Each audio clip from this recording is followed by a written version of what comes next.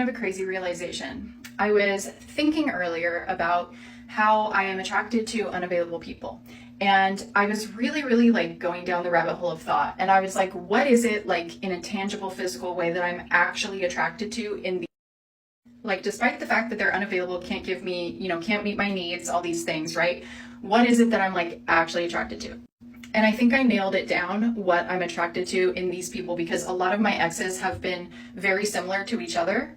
And I realized something, that the qualities I'm attracted to in them are qualities that I perceive as being superior qualities. And the reason I see these qualities as superior is because I believe that these people have these qualities that I lack. So to sum up the qualities that they have, I would say that the two main ones are they are extremely confident, but not arrogant, just confident. And they don't really give a fuck what other people think about them. Because one of the biggest like turnoffs for me that I've ever had in a guy, and this tends to show up when I encounter more like anxious people, is when I encounter a guy who is like outwardly insecure. Now, we all know that these unavailable, emotionally unavailable, dismissive, avoidant, narcissistic men are extremely insecure, but they don't show it on the surface. And I think that when you have an avoidant personality, the insecurity is underneath, but it's behind like a massive paywall. And so when you first meet this person, their insecurities are not on the surface the same way that they are with an anxious person. So like when I encounter a guy who I can sense is very insecure and will even openly make like self-deprecating comments or say things like, why do you like me? I'm so ugly, or blah, blah, blah. Or they just seem like shy or insecure about like certain parts of their body or whatever. That is something that just like is a big turn off to me. I can't help it. I just am turned off by that. And I realized that the reason I am so turned off by that is because I see myself in that quality and I don't like that about myself.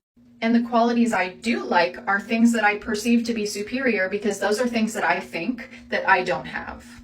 When I meet an unavailable person, an unavailable man, I don't know he's unavailable when I first meet him. All I see is someone who is gregarious, like comfortable with themselves, confident, isn't constantly worried about how other people perceive them. And that is something that I am really attracted to. However, when I'm encountered with more anxious people, I tend to look at them and I don't view their qualities as superior. I view their qualities as familiar. I look at them and I think, oh, I know how that feels. Yikes. It's almost like I don't want to be as inside of their brain as I am, because when I'm face to face with an anxious guy, it's like, oh, I know exactly how you're feeling and thinking. I know exactly everything. And I don't want to. I want us to be different. I don't want you to be like me. And obviously this is very flawed thinking. This is something I have to work on in myself. But this big realization I had was these qualities that I'm seeing in these people, number one, they're just a facade. These are not actually super confident people, okay?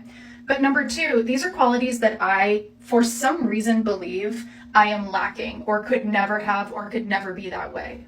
When in reality, that is simply not true.